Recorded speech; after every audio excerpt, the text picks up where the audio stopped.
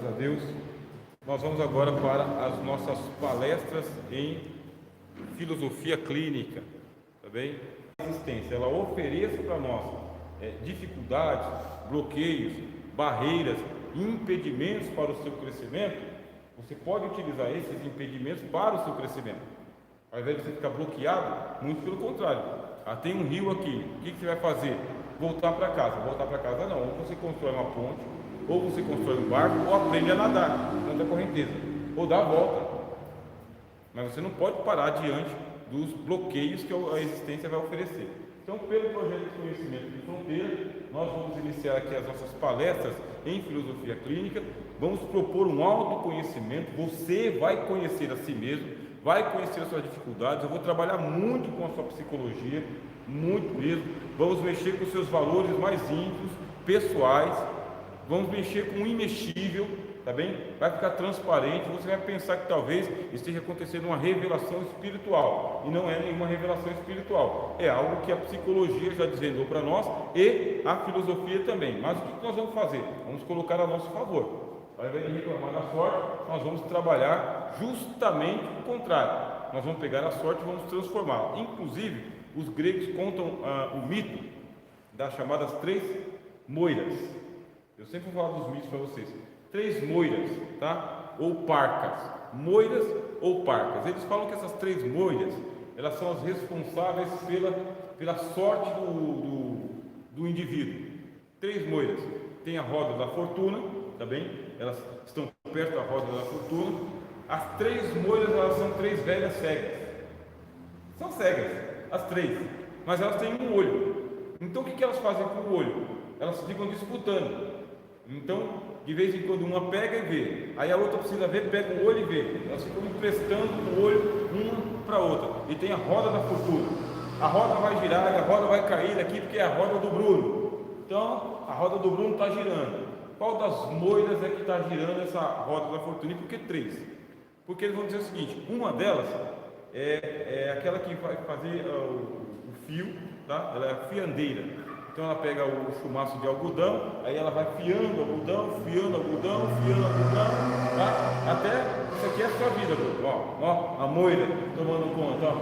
Então, você está com quantos anos, senhor? 30 e pouquinhos? Então tá bom, 30 e pouquinhos. Aí a moira vem fiando, por isso você está vivendo. Não é uma vida muito boa, porque de vez em quando ela roda a roda da fortuna, aí vai acontecer os infortúnios, porque a roda da fortuna é para te atrapalhar. De acordo com os mitos, os deuses eles têm inveja da felicidade humana. Então você é tão feliz que os que atrapalha a felicidade dos deuses. E os deuses, para ficar felizes, atrapalham a sua vida. Aí, para ele, está tudo bem. Não é o Deus cristão, é os deuses gregos.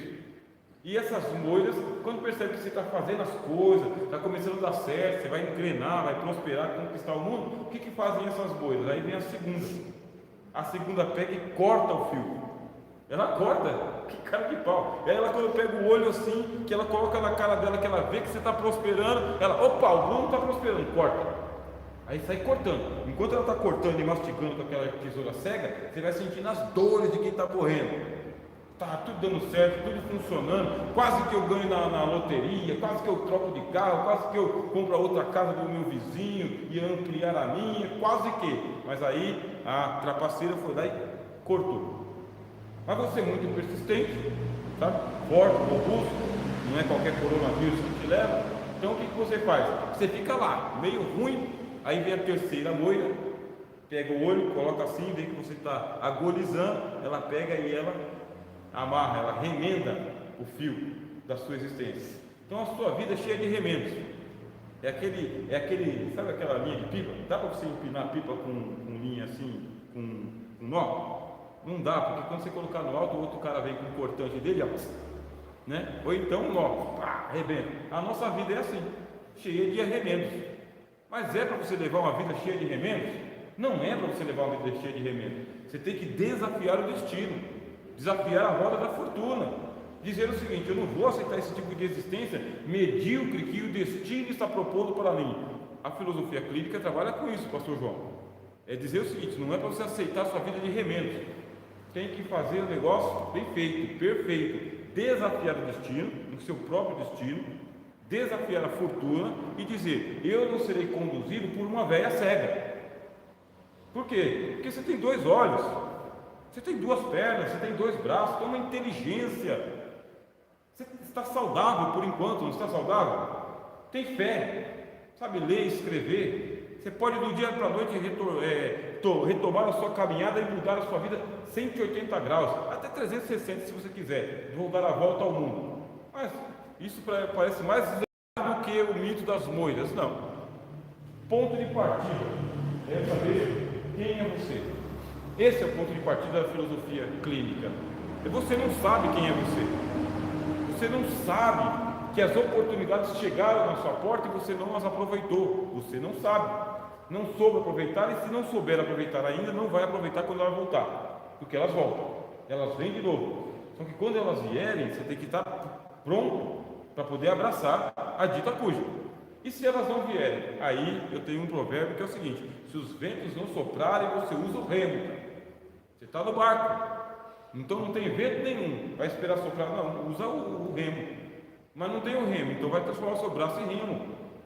Porque senão vai mandar a sua vida para a vida toda. Então, vamos, ponto de partida: conheça quem é você.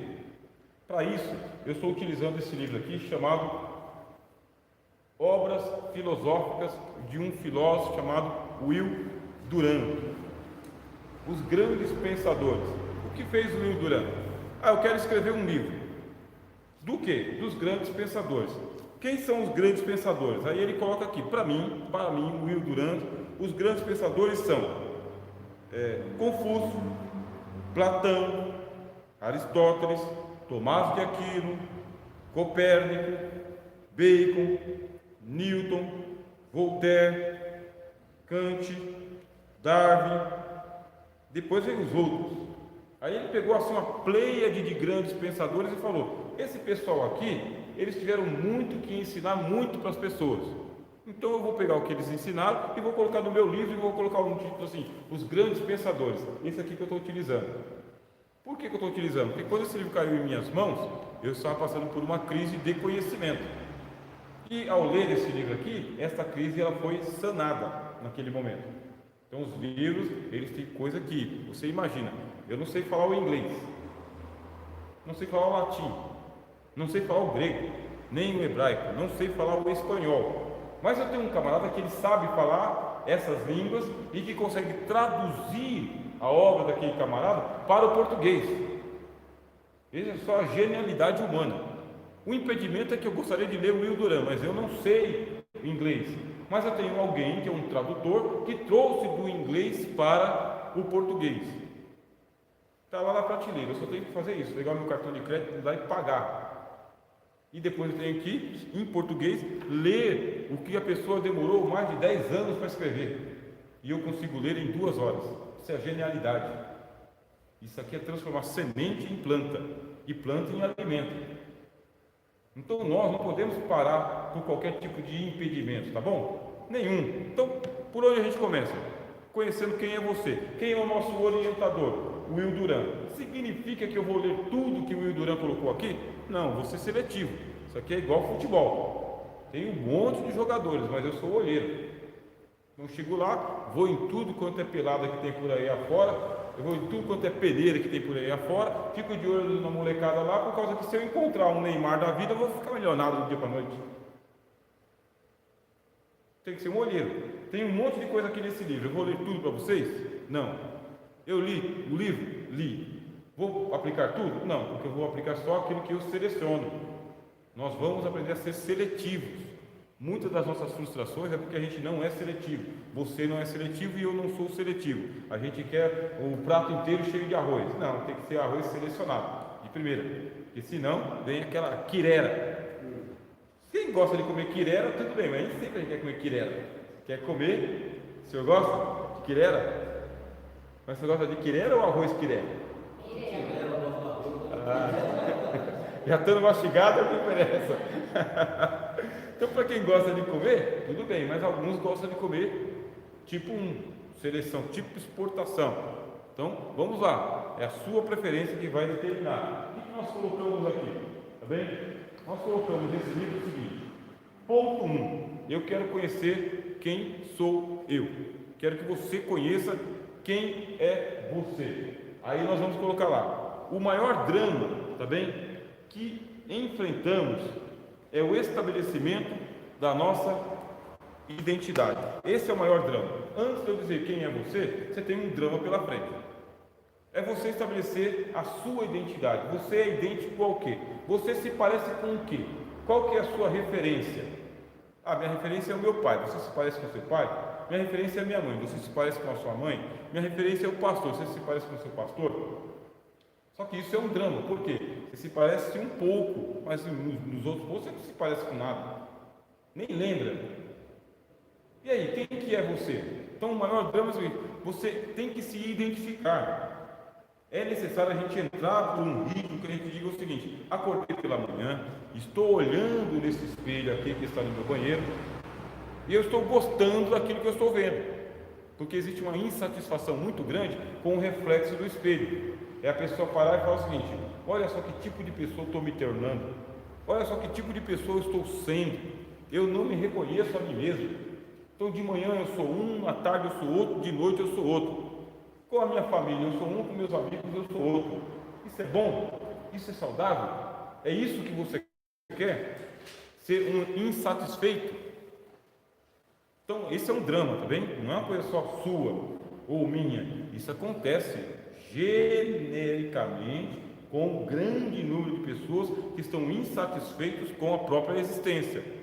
E esta insatisfação, ela tem que ser canalizada para algo bom. Já que você está insatisfeito com aquilo que você está vendo todo dia no espelho, vamos mexer com ele? Vamos orientá-lo?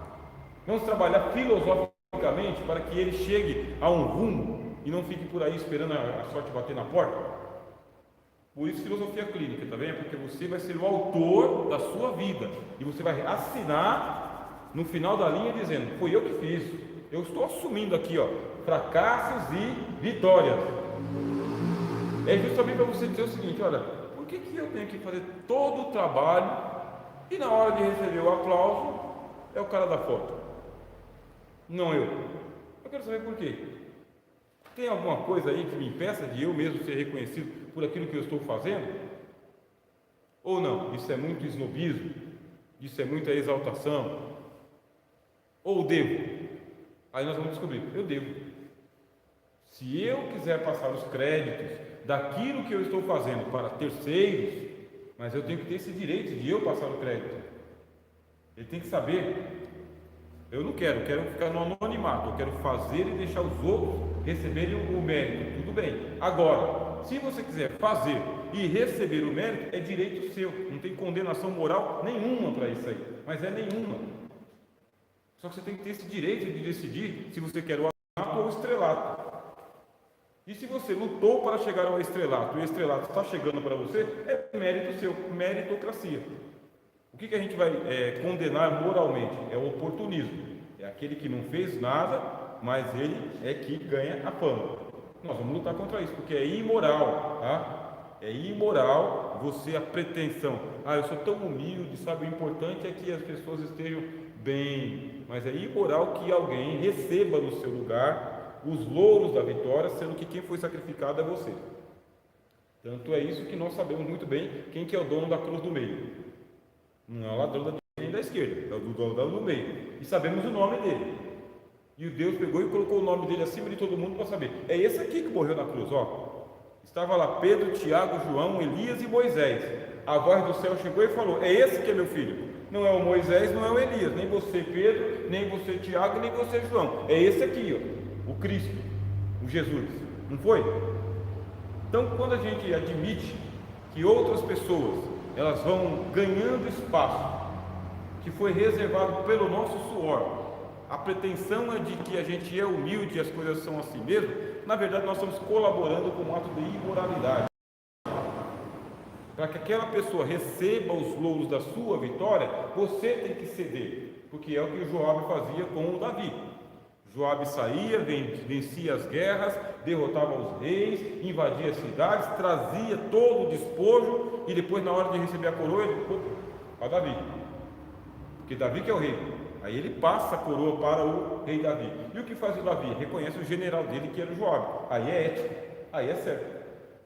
Por que muitas frustrações nós temos? Que é uma das perguntas que eu faço quando a gente está lá preenchendo o formulário de filosofia clínica. Quais são as suas maiores angústias e as suas maiores frustrações? Uma das maiores frustrações é saber que outros oportunistas tomaram as suas oportunidades. Você não tomou, é uma das maiores frustrações. E o que a gente vai fazer? Mas Deus está vendo. Deus está vendo e está falando com você nesse exato momento. Tá bom, mas é nesse momento que você tem que ir lá e assumir a cadeira, que foi preparado para você. Lembra da história do Mardoqueu? Lembra? Mardoqueu estava lá na porta do rei Assuero. Aí chegou a hora que ele subiu no cavalo. Aí o Naamã foi dizendo: olha o que acontece com um homem de quem o rei se agrada. Tem momentos de calabouço, que nem Jeremias, mas tem momentos de exaltação, igual José do Egito. Então nós temos que viver todos os momentos da vida, não simplesmente a resignação de é assim mesmo, deixa que o importante é que Deus está vendo. Deus está vendo e está orientando, bem? Orientando. Então, a maior drama que nós enfrentamos é o estabelecimento da nossa identidade. Eu tenho que saber o que eu sou e se aquela imagem refletida no espelho está me agradando. E se ela estiver te desagradando, é uma oportunidade para você mudar ou o espelho ou o reflexo. Vai adiantar? Se o espelho te melhorar, né? Tem espelho mágico, né? Espelho meu. Aí vai para o espelho, em vez de falar: não, você é mais feio que a Branca de Neve. Aí fica ruim. Então o negócio é mudar você mesmo e não o espelho. Bom, a gente diz aqui no ponto 2, tá bem? Durante toda a vida, isso aqui é o fio de prata que eu falei para vocês. Durante toda a vida, nós entraremos em contato com um mundo lá fora, distante de nós, estranho a nós, durante toda a vida. Esse aqui sou eu. Matéria que a gente estuda em filosofia chama-se ontologia, tá? Ontologia é quem eu sou. A gente estuda lá, durante um semestre, ontologia. Só o ser, quem eu sou. Segunda matéria que a gente estuda em filosofia, cosmologia, é o mundo. Isso é cosmologia, o mundo. Você é alguém no mundo. Você é alguém que está no ambiente. Você não está no éter, sabe? Você está no ambiente. Aqui, ó, parede, teto, coluna, chão, cadeiras, data show, luz no teto. Isso é um ambiente. Então, durante toda a tua existência, você vai ter que se embater com o ambiente, o mundo que está à sua volta. E um mundo hostil. Por que o mundo hostil? Porque é um mundo de competição. E nesse mundo de competição, por mais romântico que você seja, sabe? Mais idealista que você seja, existe gente que te dá rasteira. Gente que é mais capaz, mais sagaz, mais trapaceiro, mais hábil. Então, é um mundo de competições. E aí vai prevalecer, sim, a lei da selva. Predador e caça. E nesse predador e caça, por que você tem que sempre ser a caça? Eu pergunto aos senhores e às senhoras. Por que razão você sempre é a caça e nunca é o predador ou a predadora? Até mesmo na cadeia alimentar existe aquele que aqui ele é caça, mas ali ele é predador. Então o que faz ele? Em vez de ficar aqui, ó, sendo caça de leão, eu vou lá para ser o predador dos coelhos. É você saber se posicionar. Então existe uma hostilidade nesse ambiente que a gente vive. Ambiente evangélico tem hostilidade? Tem. Religioso tem, igreja tem, na empresa tem, na escola tem, na vizinhança tem, na família tem hostilidade. Mas é tudo família, é tudo igual. Não, calma aí. Simples como as pombas, mas prudente feita as serpentes. Ó, olho vivo. Porque o mundo à sua volta, ele pode atropelar você, mesmo que você seja uma velhinha, coitadinha, que está precisando pegar o metrô lá na Praça da Sé, 6 horas da manhã. Fica na porta para ver se vão lembrar que você tem cabelo branco e é uma velhinha. Ah, mas vou processar. Morto não processa ninguém. Então, precisa ser precavido. O mundo tem as suas hostilidades. Então, nós colocamos aqui, durante toda a vida, você vai entrar em contato com esse mundo. Esse mundo que está lá fora de você, não está aqui dentro de você, dentro do seu coração. É esse que está lá fora que nós estamos dizendo, que é distante de nós e estranho a nós. Por que estranho a nós? O mundo não sabe que a senhora existe, irmã Maria. Sabia disso? Não, mas eu sou importante, eu sou a pastora da comunidade Sérgio. Quem é a senhora mesmo? A pessoa não te reconhece sim. Não sabe que o senhor trabalha numa grande empresa, que a senhora é pedagoga, não sabe. O mundo ele que estranha. Sabe aquele personagem do Patropi? Patropi? Pô, mas ninguém me avisa. O cara está lá. Sabe, quem é você? Se apresenta. Mas se apresenta de uma maneira do tipo, cheguei. Sabe no tempo que o Romário jogava? Era irritante assistir o Romário jogando. Irritante. Artilheiro. Encheu o bolso de dinheiro.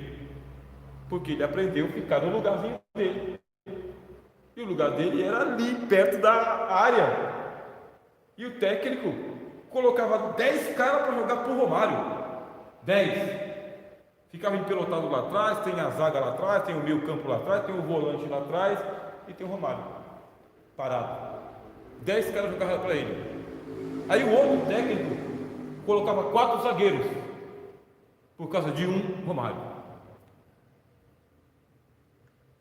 Então quantos caras jogavam para o Romário? Aí bloqueia o cara, porque quando ele pegava, não sei o que ele fazia lá, que ele de primeira, o banheira, né? Chamado banheira, porque ele não tinha tempo de dar 2 toques na bola, pastor João. Não tinha tempo de ele fazer isso aqui e chutar. Do jeito que vinha, ele batia. E eu não sei se ele tinha olho nas costas, na nuca ou nas orelhas, que a bola encontrava o gol.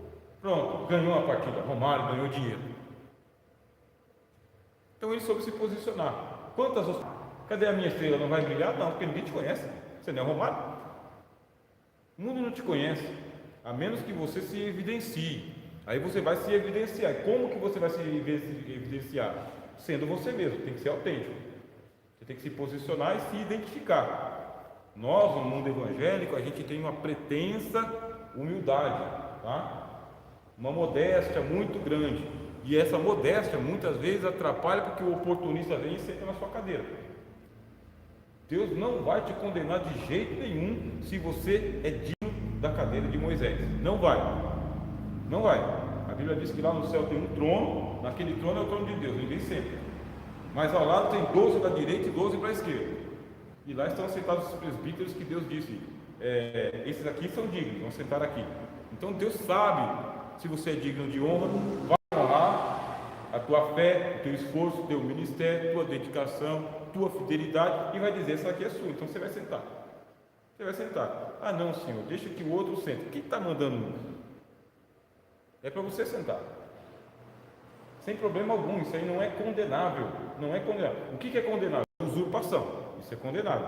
Você usurpar é você trapacear, você não é digno, não tem mérito, não batalhou por isso, então sai fora. Mas se você batalhou, vai lá, com a mesma humildade que você tem para trabalhar, você tem a humildade para receber os louros, o reconhecimento também, porque o mundo lá fora não vai te reconhecer se você mesmo não se reconhecer. Então, abraça essa. Bom, ponto 3. Esse aqui é bem dinâmico, tá bem? Nossa filosofia.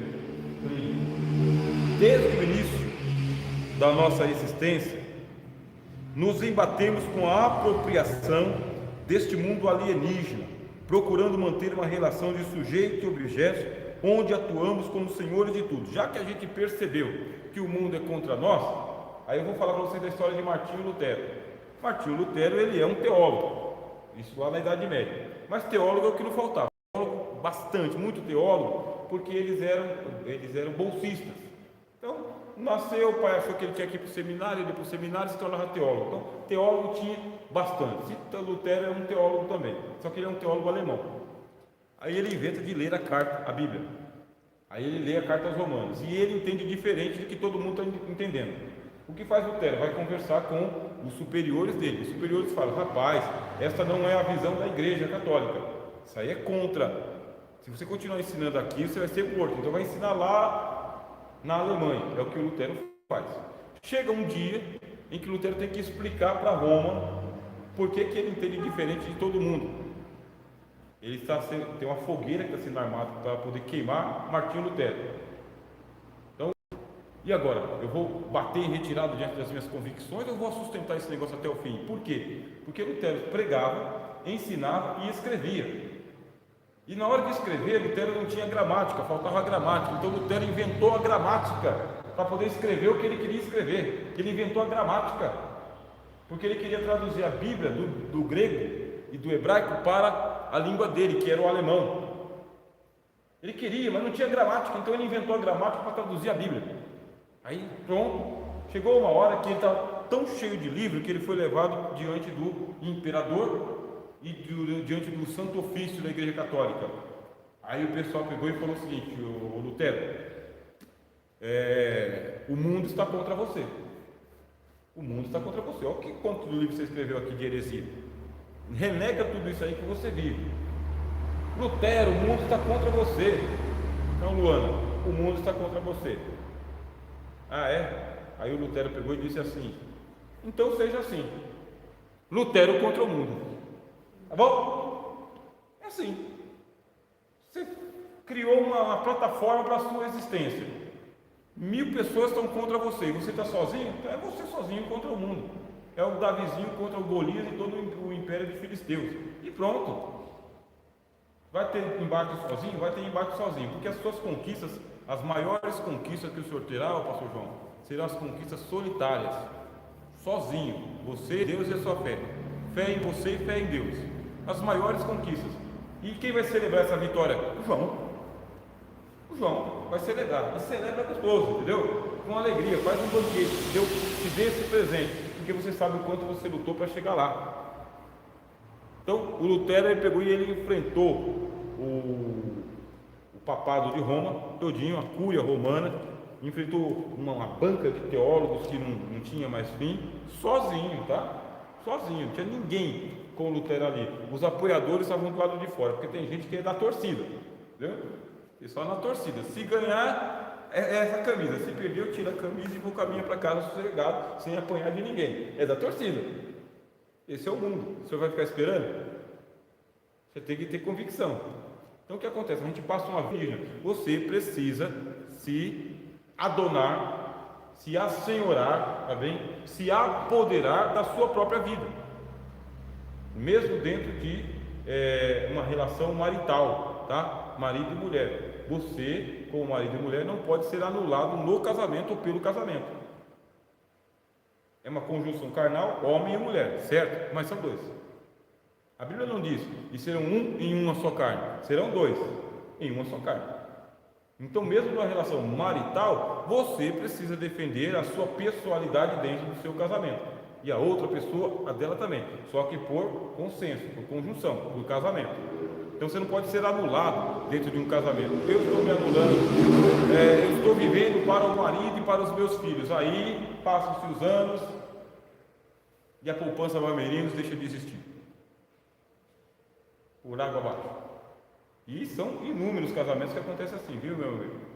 A pessoa se anulou em favor do outro, aí o outro cresceu e ela se anulou. Daqui a pouco o outro bateu asa e voou, e a pessoa anulada fica na lona. Então o que tem que acontecer num casamento? Cresce os dois juntos, lado a lado. É um para um, um com um. Porque senão vai acontecer o desnivelamento. E esse desnivelamento ele é prejudicial dentro de um casamento também. Numa casa tem um pai lá com 5 filhos. Você é filha única, né? Filha única, não passou por isso. Eu passei por isso porque eu tenho lá mais 6 irmãos. Uma irmã, mais um monte de irmãos lá. Então, dentro de uma casa onde os irmãos tem cada um defendendo o seu pedaço de pão, então chegou a hora de comer pão, esse aqui come 2, esse aqui come 1, e o que chegou atrasado acordou mais tarde fica com a metade. Aí tem que ter o pai ou a mãe dizendo: não, seu irmão não levantou ainda, se ele quisesse, ele que levantava mais cedo. Isso aí numa casa onde os irmãos estão se competindo. Então um vai ser engenheiro, outro vai ser advogado e o outro vai ser vendedor de pipa, porque ele escolheu fazer isso daí. Pronto. Mas um casamento de marido e mulher já não é assim. Tem que ser um para um. Então, se um está crescendo, outro tem que estar crescendo junto com ele, lado a lado. Porque senão, esse aqui vai subindo, esse aqui vai ficando para trás, vai ficando anulado dentro de um casamento e tem uma hora que não dá outra. Um vai embora e o outro fica. Então, o que nós temos que fazer? Nós temos que aprender nesta filosofia clínica que o teu crescimento não pode ocasionar ou acabar numa anulação, mas num apoderamento do teu próprio mundo. Apodere-se do mundo em que você está, tá bom? Estão anotando aí? Tudo isso aqui está no nosso livro texto depois, um livro que assim, eu mesmo estou impressionado com o que está saindo, porque é um desafio escrever filosofia clínica. Esse estudo que eu estou dando para vocês aqui, essa palestra que eu estou dando para vocês aqui, eu gravei na minha casa, só que já gravei com outros conteúdos. Até mando para vocês lá no grupo. Lá tem uma edição, tem um monte de coisa que está ao vivo, e a cores. Então lá tem toda uma personificação, mas eu gostei bastante. Eu que produzi o vídeo, eu assisti ele mais de 10 vezes, para mim mesmo. Eu que escrevi e estou escrevendo o livro, eu já li o livro umas 10 vezes, para poder fazer as correções, estou aprendendo. Aí estou fazendo entrevista com outras pessoas que estão fazendo filosofia clínica também, e tem uma irmã que falou o seguinte: depois que eu fiz a filosofia clínica, eu já mudei umas 3 atitudes e já vi os resultados nas 3 áreas. Porque você dá aquela importância para você mesmo, é uma autocura. Porque o mundo hostil aí fora, ele arrebenta com a tua consciência. Ele vai te colocando num escanteio assim que você não acredita que você consegue chegar em lugar nenhum e falar coisa nenhuma. Isso me lembra de Demóstenes, sabe? Demóstenes, ele foi um morador da Grécia Antiga e ele era um homem que ele tinha problema com uma fala. Ele era gago. Ele era gago e ele tinha um fôlego curto. Como que ele se tornou o maior orador da Grécia Antiga? Ele pegou e ele começou a correr pela montanha.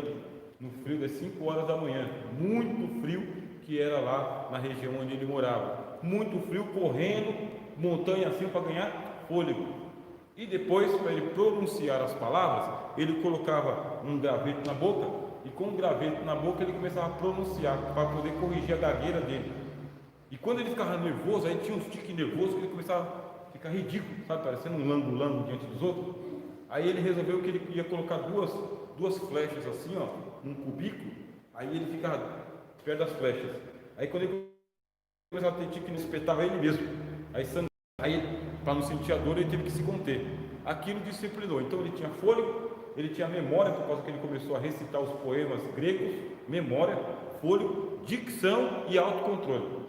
Mas a natureza era contra ele, mas ele desafiou a natureza. Então, eu tenho as minhas dificuldades também. Você tem as suas. Eu tive que desafiar a natureza. E ainda continuo desafiando a natureza, porque de vez em quando ela vem forte contra a gente. Então a gente tem que se posicionar. A gente vai aprender a se posicionar aqui. Quarto, nós coisificamos o mundo e tudo que nele está. O que acontece? Nós, já que o mundo está sendo hostil contra nós, hostil quer dizer meu inimigo, então eu vou me tornar inimigo do mundo também, eu vou coisificar tudo. Está errado. O mundo está sendo hostil contra você, mostrando que vai ser o seu adversário, tá bem? Adversário. Mas o que é o adversário? Adversário significa a outra versão de você. Isso é adversário. Aqui está você e aqui está o seu adversário. Ele é o seu contrário. Ele é o seu contrário. Mas tem alguma coisa aqui atrás. Então eu estou interessado no verso, nisso que está aqui atrás do livro. Esse é o mundo que nós vivemos. Tem um eu que o senhor não conhece. Tem um eu que a senhora não conhece. Tem um eu que eu não conheço. Está do outro lado da capa. Então eu tenho que pegar esse adversário aqui e fazer o seguinte, ó. Olhar ele, esmerilhar ele, para ver o que tem no final desse negócio aqui, do outro lado. Esse outro eu que você tem, quando a gente terminar essa palestra aqui de filosofia clínica, nós vamos andar por 3 vezes aqui, que é o módulo 1, tá bem? Quando terminar, sua consciência vai estar diferente, seu pensamento vai estar diferente, seus comportamentos vão estar diferentes, suas preferências vão estar diferentes, um monte de coisa você mesmo mudou. Passar 1 hora de filosofia clínica aqui, vai ter uma semana de reflexão, quando voltar na semana que vem alguma coisa já mudou, seu posicionamento já mudou. A partir de amanhã mesmo, ou até a partir de hoje, até vocês começarem a refletir, já vai ter mudanças. Mudanças favoráveis. É a versão, a outra versão. Agora, você não pode imaginar que o mundo está sendo hostil contra mim. Deixa eu ver que hora que é. Falta só mais 15 minutos. O mundo está sendo hostil contra mim, eu vou ser hostil contra o mundo. Isso aí é bater de frente desnecessariamente. Muito pelo contrário. O rio está com pressão. Eu vou nadar contra a correnteza, mas nunca que em filosofia clínica eu vou ensinar vocês a nadarem contra a sua correnteza. Não é isso. Você vai ter que usar a correnteza a seu favor. O rio está correndo nessa direção, você quer chegar do outro lado, então você vai fazer o cálculo. Qual que é o cálculo? Para mim chegar naquele ponto, eu tenho que entrar aqui, ó. Porque se eu entrar aqui, eu vou sair lá do outro lado. E eu vou descobrir onde estão as pedras desse rio. Em algum lugar tem as pedras desse rio. Em algum lugar deve ter uma árvore que faz um galho por cima. Em algum lugar deve ter um ponto de alcance. Vou dar um exemplo para vocês do Mar Vermelho. Então quem estuda geografia bíblica fala: o povo de Israel passou pelo Mar Vermelho. Bom, você vai fazer o cálculo. É um exército de 600 mil homens. 600 mil. Para cada homem, 2 mulheres. 3 vezes 6, 1 milhão e 800 pessoas. Então, para 1 milhão e 800 pessoas, vamos colocar uma criança aí. Opa, já vai para 3 milhões e 200 mil pessoas. Então, vamos arredondar, 3 milhões e meio de pessoas. Mas e os velhos? Não contam no exército. Os velhos não contam. E o vulgo que saiu junto? Também não contou. Vamos arredondar por baixo aí 5 milhões de pessoas à tarde. 5 milhões de pessoas. Na marcha do passo da criança. Na marcha do passo do velho. E não do soldado. Não é soldado, é o velho, é a velha, é a criança. E os animais que eles levaram. Mas tem que passar pelo Mar Vermelho. Chega na beira do Mar Vermelho, 5 milhões de pessoas, o vento está soprando o contrário. É isso que a Bíblia diz. O vento está vindo na direção assim, ó, batendo contra eles. O vento não está assim, vai para frente. O vento está empurrando. Aí o povo começa a gritar, a reclamar e dizer: vamos morrer, vamos morrer, vamos morrer. Sabe aquele filme lá como que é? Me ajuda aí. Não, vamos morrer! A era do livro. Vamos morrer! Vamos morrer! Nós vamos viver, nós vamos morrer. Então o povo está lá: vamos morrer, vamos morrer. E aí o Senhor Deus lá nos céus, que já tinha operado 10 sinais de prodígio e maravilha lá no Egito, arrebentado com as economias do Egito, com a subsistência, com a moral do Egito, tá com o povo desmoralizado, e o povo dizendo: vou morrer. Quer dizer, aqui é um ponto de fé para nós que somos cristãos, sabe? Tem muita coisa que já foi feita por você para que você chegasse aonde você estava. Tem muita coisa que já foi movida por você para te trazer aonde você está. Então Deus é contigo e ponto. Tem um povo desmoralizado, de joelhos, sem rei, sem gado, sem luz, sem água, sem nada lá no Egito, lá, pegaram os despojos de guerra, colocaram nas suas costas e falou: vai embora, ser feliz. Aí você começa a dizer: ah, Senhor, tem um Mar Vermelho, vou morrer, vou morrer. Aí Deus do outro lado do céu fala: Moisés, o que vocês estão gritando desse lado aqui? Que gritaria é essa? Fala para esse povo parar de ficar reclamando aí e entra nesse mar de uma vez por toda. Diga ao povo que marche. Isso é um ponto de fé para nós, porque já foi feita muita coisa para você chegar aonde você está. Não tem como retroceder mais e nem reclamar da sorte, mas o vento está soprando contra. Aí Deus diz para Moisés o que? Levanta o teu cajado e toca nessas águas. E o vento contrário. Aí a Bíblia diz que o vento que estava soprando contrário veio abrindo as águas, tá? De lá para cá, de lá para cá. Aí vem fazendo isso. De repente a água se abriu diante do povo. Na mesma marcha que eles saíram do Egito, marcha de velho, marcha de criança, eles entraram no Mar Vermelho. E foi entrando. Quando você conhece a geografia bíblica, você pensa o seguinte: ó, isso aqui é o delta do Nilo. Aí tem o ponto mais largo do mar. Não colocou ele no ponto mais largo, colocou eles no ponto mais favorável, que era suficiente para poder matar o faraó e os cavaleiros dele. Suficiente. Tanto é que 5 milhões de pessoas, ao marcha de criança, passou pelo Mar Vermelho a noite inteira. Começaram ali mais ou menos por volta das 8 da noite, 10 da noite, e quando foi 6 da manhã estava todo mundo do outro lado. Uma noite toda andando. 3 por hora, 4 por hora, devagarinho. Dava para passar no ponto mais largo? Não dava para passar no ponto mais largo, passou no ponto mais estreito. Então, voltando aqui para o exemplo que eu falei para vocês, tenho que atravessar o rio, a correnteza está desse lado. O que eu vou fazer? Eu vou procurar o ponto mais favorável. Você está passando uma grande dificuldade na sua vida, você vai bater de frente, isso é tolice. Você tem que procurar o ponto mais favorável, a melhor hora, a melhor ocasião, a melhor circunstância. Por quê? Existem pontos fracos que você tem que explorar ao seu favor. É o ponto estreito. O povo passou pelo ponto estreito, o faraó tentou passar pelo ponto estreito, só que aí Deus, ó, estrategista de guerra, batizou ele e ele morreu afogado junto com os cavaleiros dele. Quer dizer, a providência é para você, a vitória é para você que soube se posicionar. Então, nesse exemplo que eu falei, dá para atravessar o rio, não nesse ponto mais difícil, não, mas no outro ponto mais fácil.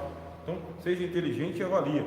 Não fica olhando para a hostilidade do mundo, porque é o seguinte, irmãos, quanto mais hostil você for com o mundo, pior vai ser. O mundo vai ser mais hostil. Se tem neguinho ruim, é o mundo. Maligno é o mundo jaz no maligno. Esperto é o mundo. Se você quiser vencer, você não pode ser único com eles. Se você quiser vencer, tem que ser estratégico, inteligente, sábio, usar a seu favor. Não dá? Então, não dá. Ah, mas o senhor não acabou de falar aqui que o Lutero teve que enfrentar o mundo? Sim, teve que enfrentar, mas ele estava muito bem posicionado. Ele tinha o príncipe da Alemanha que estava a favor dele. Ele teve gente que assim que ele saiu, o Lutero, assim que ele saiu do concílio, os amigos dele foram lá, pegaram ele, levaram ele e esconderam ele num castelo. Porque senão ele tinha sido morto. Então a história é toda essa. Diante do sínodo romano, diante do inquisidor romano, Lutero contra o mundo! Assim que a cortina fechou, os amigos pegou o Lutero e escondeu ele no castelo. Estratégia.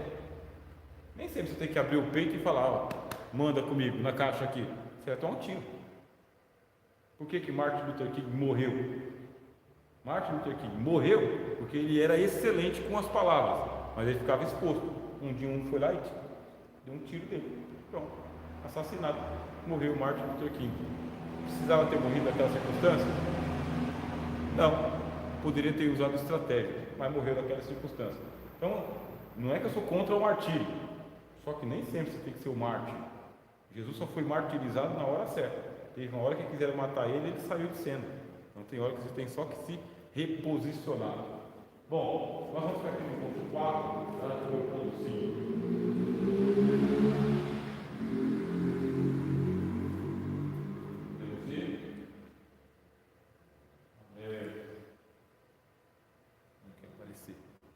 Então, deixa eu ler para vocês aqui o ponto 5. A gente tem que parar, né? Ponto 5. O que acontece? O problema dessa objetivação das relações está na alienação que sofremos em relação ao nosso eu e nos perdemos de nós mesmos. Então, na semana que vem, eu começo a partir do ponto 5, mas esses pontos que eu falei com vocês aqui, eu vou fazer o seguinte: eu vou mandar o PDF para vocês lá no grupo, tá bem? Vocês anotaram aí na ficha de inscrição, no telefone de vocês, eu vou estar adicionando todo mundo no grupo, mando em PDF esses 5 pontos e vocês montam um arquivinho lá e guardam. Tá bom? Eu vou abrir aqui para vocês suas perguntas.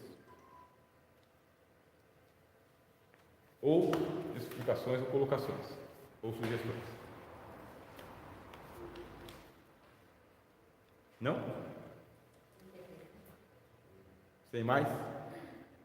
Então nós vamos agradecer. Eu quero convidar aqui o pastor João para que o senhor se aproxime e que Deus abençoe a vida de todos, em nome de Jesus.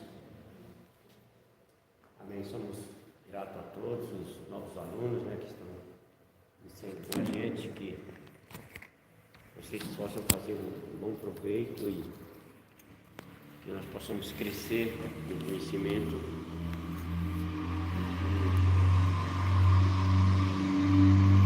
Beneficiado através do estudo da palavra que está sendo ensinado aqui nessa noite através do Instituto 7. Quero louvar a Deus pela vida do presbítero Anderson, a do Alane e Bruno que está iniciando com a gente. Deus possa abençoar grandemente, nossa irmã Rosa também. Nós aqui, eu, João e a pastora Maria, estamos aqui também para aprendermos mais. E é isso aí.